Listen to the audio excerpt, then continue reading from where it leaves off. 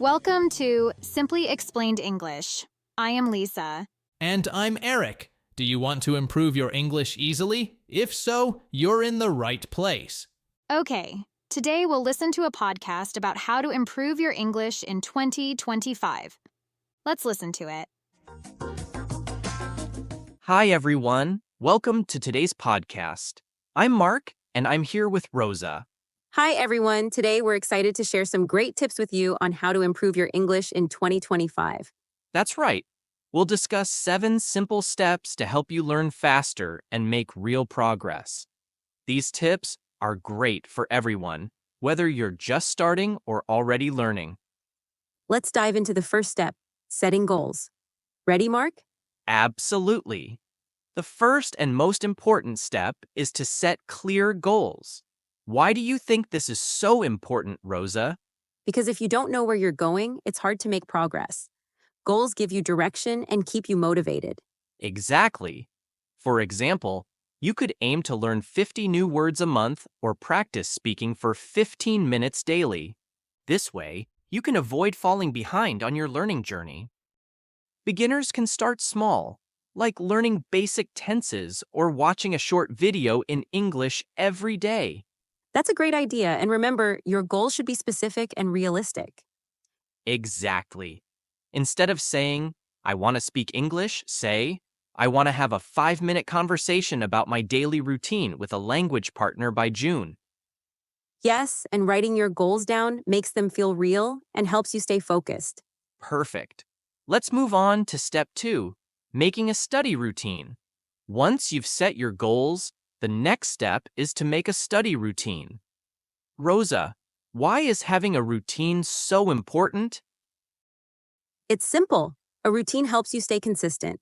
Even if you study for just 20 minutes a day, regular practice adds up over time. Exactly. You could review vocabulary in the morning or practice speaking in the evening. What about people with busy schedules? Busy people can start small, like studying for 10 minutes during lunch or listening to a podcast on the way to work. The key is to find a time that works for you and stick to it. Great point. And don't forget to include different activities in your routine, like reading, writing, and listening, to keep things interesting. Definitely, a balanced routine improves all your skills. Ready for the next tip? Yes, let's talk about expanding your vocabulary. Rosa, why is expanding your vocabulary so important when learning English? Because words are the building blocks of language. The more words you know, the easier it becomes to express yourself and understand others. Absolutely. A great way to expand your vocabulary is to read in English every day, books, articles, or even social media posts. What else do you suggest? I recommend making a word journal. Write down new words and practice using them in sentences. If you can't figure out a word's meaning right away, try guessing it from the context first. Tools like flashcards or language apps can also help. Good idea. Learning words by themes, like food or travel, can make it easier. And don't just memorize, practice using them in real situations. Exactly. Reviewing is also crucial. If you don't use new words, you'll forget them. Regular practice makes them stick. Totally agree. Now, let's move on to improving your listening skills. Listening is such an important skill. Rosa, why do you think it's essential for language learners? Listening helps you understand pronunciation, sentence structure, and common expressions. It's the foundation of communication. That's true. What's a simple way to practice listening every day? Start with things you enjoy, like songs or podcasts. Watching movies with subtitles is also a great way to improve. I like that. For beginners, short and simple audio clips are a good start. What about active listening? Active listening means paying close attention to what you hear. For example, write down keywords or phrases and try repeating them. Great advice. And don't forget to listen to different accents to prepare for real-life conversations. Absolutely. Shall we move on to the next step? Yes, let's talk about developing a reading habit. Rosa, why is reading such a powerful way to improve your English? Reading provides you with new words and shows you how sentences are structured. It also helps you understand different writing styles. That's true. What's the best way to start a reading habit? Begin with something simple, like short stories, articles, or even children's books. Subtitles in English while watching movies can also help. Great tip. I also recommend keeping a notebook for new words. Write down their meanings and practice using them in sentences. You don't need to read for long, just 10 to 15 minutes a day can make a big difference. As you improve, you can move on to more challenging materials like novels or newspapers. Yes, and the more you read, the faster you'll progress. Ready for the next step? Absolutely. Let's dive into practicing writing skills. Writing can be challenging for many learners. Rosa, why is it so important? Writing helps you organize your thoughts and use grammar correctly. It's also a great way to improve your communication skills. That's true. What's a good way for beginners to start? Keeping a daily journal is a great start. Write about your day, your plans, or even your favorite memories. Just a few sentences a day can help. For faster improvement, what else do you recommend? Try writing short stories or emails in English. Don't worry about mistakes. Tools like Grammarly can help you learn from them. Good point. Getting feedback from a teacher or language partner can also accelerate your progress. Absolutely. Writing regularly and getting feedback builds confidence. Shall we move on to the next step? Yes, let's talk about the next and final step, which is reviewing and staying consistent. Rosa, reviewing and consistency are so important for language learners. Absolutely. Without review, it's easy to forget what you've learned. Consistency is what turns effort into long-term improvement. In the long run, small daily habits and regular reviews lead to significant progress. That makes sense. How can learners build a habit of reviewing? Set a specific day each week to review your notes, vocabulary lists, or previous lessons. Even revisiting old materials helps. Great tip. What about staying consistent? Set reminders for study times and reward yourself for reaching small milestones. Mixing up activities also keeps learning fun. Excellent. Tracking your progress can also be motivating. It reminds you how far you've come. Absolutely. Consistency and review are key to mastering English. Well said, Rosa.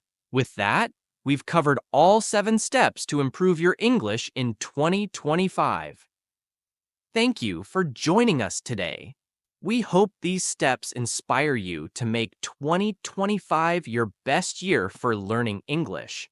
Remember, it's a journey. Stay consistent, enjoy the process, and celebrate your progress.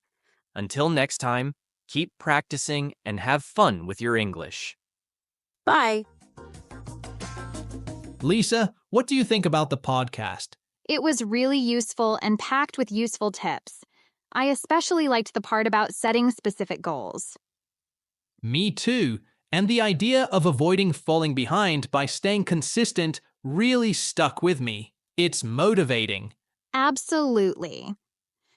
Okay, let's start our words. What are the words today, Eric?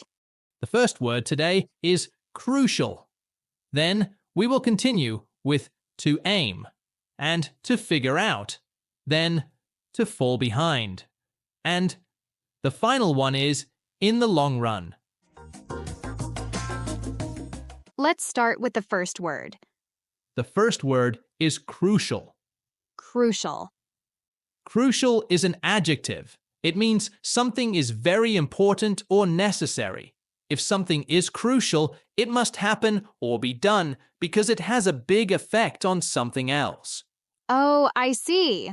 For example, studying is crucial if you want to pass your exams.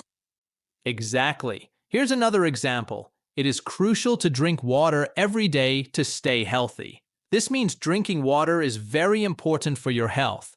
That's a good one. Let me try. Teamwork is crucial for winning a football game. This means working together is very important if the team wants to win. Perfect example, Lisa. Now, let's talk about some grammar tips. Sure, crucial is often followed by the word for or to. For example, exercise is crucial for good health, or it's crucial to be on time for work.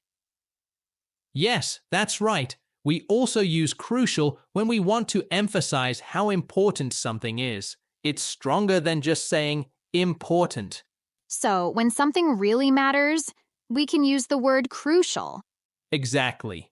Okay, well, I think now our listeners understand the word crucial better. Shall we move on to the next word? Let's do that. The next word is to aim. To aim. The word to aim is a verb. It means to try to achieve something or to point something, like a weapon, at a target. Oh, so if I say, I aim to improve my English, it means I'm trying to get better at English, right? Exactly. Here's an example. She aims to finish her homework before dinner. This means she is trying or planning to complete her homework before having dinner. Another example could be, he aimed the ball at the basket. This means he pointed or directed the ball at the basket, like in basketball. One important thing to know is that we often use to aim with the word at when we talk about directing something. For example, he aimed the arrow at the target. But when we talk about goals, we use it with to or for. For instance, I aim to be a better person, or she aims for success. That's really helpful. So when we use it with at, we're talking about pointing something. And with to or for, it's about goals or plans. Exactly, Lisa. Good summary. Remember, you can use to aim when you're talking about goals or targets. It's a versatile word, so practice using it in sentences about your plans or things you're trying to do. Okay, well, I think now our followers understand the word to aim better. Let's move on to our next phrase. The next word is figure out. Figure out. Figure out is a phrasal verb. It means to find an answer, solution, or understand something. For example, if you don't know how to do something, you work on it until you understand it. That's figuring it out. Yes, like when you're trying to solve a puzzle, you think about it and then you figure out the answer. Here's an example. I couldn't understand the math problem, but my teacher helped me figure it out. This means the teacher helped me find the answer to the math problem. Another example. She spent hours trying to figure out why her phone wasn't working. This means she was trying to understand the problem with her phone. Now, here's a tip. Figure out can be split. You can say, figure it out or figure this out. For example, can you figure it out? You can also use it when you're talking about people. For example, I can't figure her out. This means you don't understand her behavior. So remember, figure out is very useful for solving problems and understanding things. Okay, well, I think now our followers understand the phrase figure out better. Now, let's move on to our next word. The next word is fall behind. Fall behind. Fall behind is a phrasal verb. It means to not keep up with something, like a schedule, work, or others moving ahead of you. For example, if you're in a race and people run faster than you, you might fall behind. That's right. Or in school, if you don't finish your homework on time, you might fall behind in your studies. Here's an example. I missed a week of work, and now I'm falling behind on my projects. This means I'm not keeping up with my work because I missed some time. Another example. If you don't practice your English regularly, you could fall behind your classmates. This means you might not improve as quickly as your classmates. A quick tip. Fall behind is often followed by on or with. For example, fall behind on your homework or fall behind with your tasks. Yes, and it can be used for many things, like school, work, or even payments. For example, I fell behind on my rent. That means I didn't pay it on time. Great example. So remember, fall behind is about not keeping up with something. Okay, well, we've reached the last word of today. What is the last word, Eric? The last word is in the long run. In the long run. This is an idiom that we use to talk about something that will happen or have an effect after a long time. It's like saying eventually or over time. That's right. We often use it when we think about the results of our actions in the future, not right now. Here's an example. Studying English every day may feel hard, but in the long run, it will help you get a good job. This means that even though studying might be hard now, it will bring good results later. Another example is, eating healthy food might not show quick results, but in the long run, it keeps you strong and fit. This means eating well will help you be healthier in the future. Now, here's something to keep in mind. In the long run usually comes at the beginning or end of a sentence. For example, you can say, in the long run, saving money is always a good idea. Or, it's a good idea to save money in the long run. Exactly. Just remember, we use it to talk about things that take time to show results. Okay, well, we've explained the idiom in the long run pretty well. Well, that's it for today's episode of Simply Explained English. We hope you found the words helpful and the explanations easy to understand. Thanks for listening. Keep studying your English. And stay tuned. Bye for now.